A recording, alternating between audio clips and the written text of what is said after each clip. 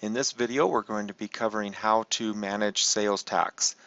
Now, you should have already configured your taxes under the Systems tab and Configuration, and then dropping down to Sales and Taxes. If you have not done that, you'll want to go back and review the first video on taxes and complete that section first.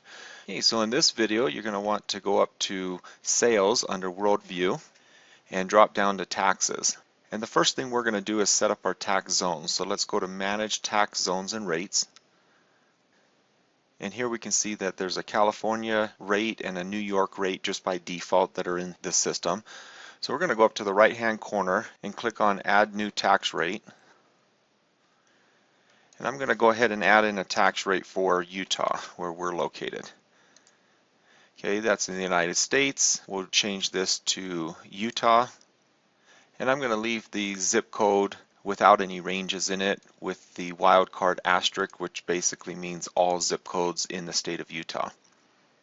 Okay, the sales tax rate in the county here is 6.85%, and then we'll go ahead and save rate. Okay, so that's gone ahead and added that in as a Utah rate, 6.85%. So the next thing we're going to do is go back up to Sales Tax and Manage Tax Rules. And here we already have our retail customer taxable goods, so let's select on that. So this tax rate is set to all retail customers. And if you remember when we set up products, we selected them as taxable goods. And so here we have our tax rates. Now we can continue to include California and New York, or we could just select Utah. I'm going to go ahead and choose all three, and then I'm going to save this rule. So now we have our retail customer taxable goods with the different tax rates. So what we have done here, and I'm going to go back up to Catalog, Manage Products, and let's just choose, for example, SumBar. And under Prices, this was set as a taxable good. And as you saw under the Manage Tax Rules, we set this tax rule to apply to all taxable goods. So any product that is set as a taxable good will receive this tax class.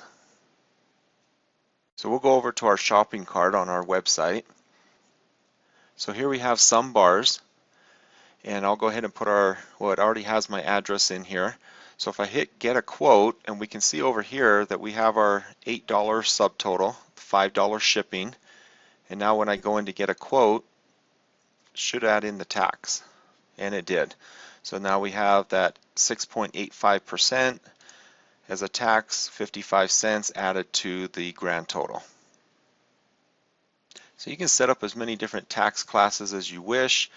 For our example, we have all of our distributors, retail customers, preferred customers. They're all classified as retail customers with one tax class, and we can set up the different classes for different areas, for different states, however your taxes are set up.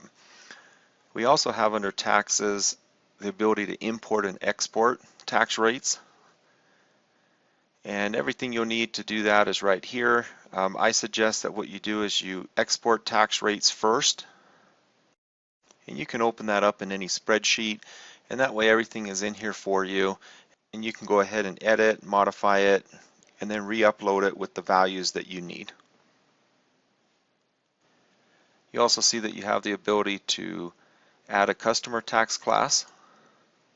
So as I mentioned, we have all of ours as retail customers. If you have other tax classes, you can go ahead and enter those in here. You can also enter in a product tax class if for some reason you have different taxes on different types of products. And as we did, you can always go to the shopping cart and test it out, make sure that what you entered actually is working the way you intended it to work. And that's it. Thanks for watching.